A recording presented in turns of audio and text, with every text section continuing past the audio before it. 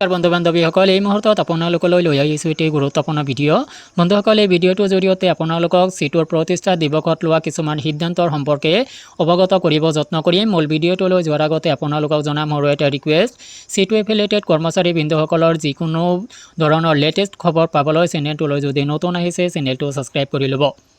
ৰাজ্যজোৰা CITUৰ 54 সংখ্যক প্ৰতিষ্ঠা দিৱস পালন, শোষণ বঞ্চনাৰ অৱসান বিচাৰি শ্ৰমজীৱী মানুহক ঐক্যবদ্ধ হোৱাৰ আহ্বান। আজি সমগ্ৰ দেশৰ লগতে অসমৰ বিভিন্ন প্ৰান্তত CITUৰ 54 সংখ্যক প্ৰতিষ্ঠা দিৱস পালন কৰা হয়। ৰাজ্যখনৰ যোৰহাট, তিনিচুকীয়া, শোণিতপুৰ, লখিমপুৰ, হোজাই, নলবাৰী, বৰপেটা, বঙাইগাঁও, ধুবুৰী, গোৱালপাৰা, কাছাৰ ইত্যাদি জিলাত শ্ৰমিক কৰ্মচাৰীসকলে CITUৰ পতাকা উত্তোলন কৰাৰ মাজেৰে বিভিন্ন সভা সমিতি আলোচনা চক্ৰ আজি কাৰ্যসূচী ৰূপায়ণ কৰে। উল্লেখযোগ্য যে CITUৰ প্ৰতিষ্ঠা হৈছিল 1970 চনৰ 27 মে'ৰ পৰা 30 মে'লৈকে কলিকতাত অনুষ্ঠিত এখন সৰ্বভাৰতীয় শ্ৰমিক সন্মিলনত। সেই সূত্ৰে প্ৰতি বছৰ 30 মে'ৰ দিনটো CITUৰ অন্তৰ্ভুক্ত সকলো শ্ৰমিক সংগঠনে প্ৰতিষ্ঠা দিৱস হিচাপে পালন কৰি আহিছে। গুৱাহাটীত এই কাৰ্যসূচী মাছখোৱা সাংস্কৃতিক প্ৰকল্পত CITUৰ ৰাজ্যিক কমিটিৰ উদ্যোগত সংঘটিত কৰা হয়।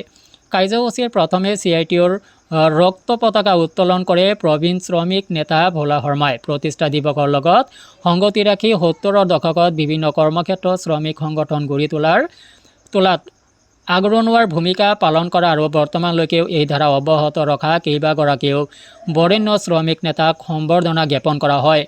বীমা কৰ্মচাৰী সংগঠনৰ প্ৰতিষ্ঠাসকলৰ নেতা শম্ভু দত্ত, ডাক্তাৰ বিভাগৰ অৱসৰী শ্ৰমিক শংকৰ কুমাৰ দাস, শৈলন শৰ্মা, মনোৰঞ্জন দাস, একেদৰে ৰেল শ্ৰমিক সংগঠনৰ অৱসৰী শ্ৰমিক নেতা শক্তি কাঞ্জিলাল, অৱসৰপ্ৰাপ্ত বেংক কৰ্মচাৰী নিৰঞ্জন শৰ্মা, বিদ্যুৎ কৰ্মচাৰী হিৰণময় ঘোষ আৰু আছাম কেমিকেল এণ্ড ফাৰ্মাচিউটিকেল শ্ৰমিক সংঘৰ প্ৰতিষ্ঠাপক সম্পাদক তথা CITUৰ নেতা সুবোধ শইকীয়াক সম্বৰ্ধনা জ্ঞাপন কৰা হয়। গুৱাহাটীৰ এই অনুষ্ঠানত শোষিত বঞ্চিত লোকৰ গণতান্ত্ৰিক অধিকাৰ ৰক্ষাৰ সংগ্ৰামত CITUৰ ভূমিকা শীৰ্ষক আলোচনা চক্ৰ অনুষ্ঠিত হয়। CITUৰ ৰাজ্যিক নেতা বিজন দাসৰ সঞ্চালনত অনুষ্ঠিত আলোচনা চক্ৰৰ বিষয়বস্তু উত্থাপন কৰে সংগঠনটোৰ ৰাজ্যিক সাধাৰণ সম্পাদক তপন শৰ্মাই। মুখ্য আলোচক হিচাপে অংশগ্ৰহণ কৰি অসমৰ বিশিষ্ট শ্ৰমিক নেতা হতনজীৱ দাসে কয় যে শোষণ বঞ্চনাৰ অৱসান কৰি শ্ৰমিক কৰ্মচাৰীৰ অধিকাৰ সাব্যস্ত কৰাৰ ক্ষেত্ৰত CITUৱে এটা গুৰুত্বপূৰ্ণ ভূমিকা পালন কৰি আহিছে। শাসক আৰু শোষক গোষ্ঠীৰ নানা প্ৰকাৰৰ শ্ৰমিক আৰু জনবিৰোধী নীতিৰ বিৰুদ্ধে প্ৰতিৰোধ আৰু প্ৰত্যাখ্যানৰ ৰণনীতি লৈ CITUৱে দেশৰ সকলো শ্ৰমিক সংগঠনক ঐক্যবদ্ধ কৰাৰ প্ৰচেষ্টা চলাই আছে। তেখেতে জনায় যে আজি শ্ৰমিক শ্ৰেণী আৰু সাধাৰণ জনতাই জীৱন নিৰ্বাহ কৰোঁতে এক ভয়ংকৰ প্ৰত্যাহ্বান আৰু আক্ৰমণৰ সন্মুখীন হৈছে।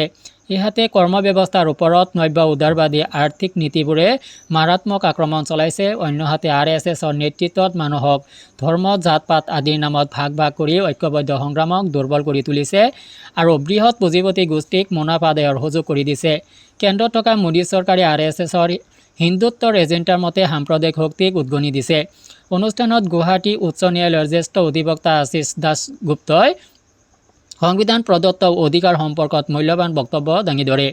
তেখেতে কয় যে আইনগত অধিকাৰ আদায় কৰিবলৈ হ'লে জনজাগৰণ অতি জৰুৰী। একেদৰে নলবাৰী কাৰ্যসূচীত CITUৰ প্ৰবীণ নেতা দেৱেন ভট্টাচাৰ্য, বীৰেন শৰ্মা, বৰপেটাৰ কাৰ্যসূচীত CITUৰ ৰাজ্যিক সভাপতি অচিত দত্ত, শ্ৰমিক নেতা মথুৰা দাস, ছাৰ মাহমুদ আহমেদ, বঙাইগাঁৱত হৰেশ্বৰ দাস, ৰঙাপাৰাত ৰয়েল চোৰেং, ডিগবৈত নগেন চুতীয়া, ডিব্ৰুগড়ত প্ৰকাশ ৰাজখোৱা, কিশোৰ চক্ৰৱৰ্তী, যোৰহাটত সুনীল বৰুৱা, শিলচৰত বিদ্যুৎ দেৱ আৰু কোকৰাঝাৰত সন্তোষ গোহাঁই প্ৰতিষ্ঠা দিৱসৰ তাৎপৰ্য ব্যাখ্যা কৰে। তো বন্ধুসকল এনেকুৱাভাৱে কিছু গুৰুত্বপূৰ্ণ সিদ্ধান্ত কৰা হয়, কিছু গুৰুত্বপূৰ্ণ প্ৰব্লেম আপোনালোকৰ সন্মুখত এৰি দিয়া হৈছে আৰু এইবোৰ সমাধানৰ বাবে আমি ঐক্যবদ্ধ হ'ব লাগিব বুলি চিটুৰ ফালৰ পৰা ঘোষণা কৰা হৈছে, চিটুৰ ফালৰ পৰা কোৱা হৈছে। বন্ধুসকল ভিডিঅ'টো সংক্ৰান্তত আপোনালোকৰ কিবা মতামত থাকিলে কমেণ্ট ছেকশ্যনত জনাওক। আজিলৈ এৰিছোঁ, ধন্যবাদ।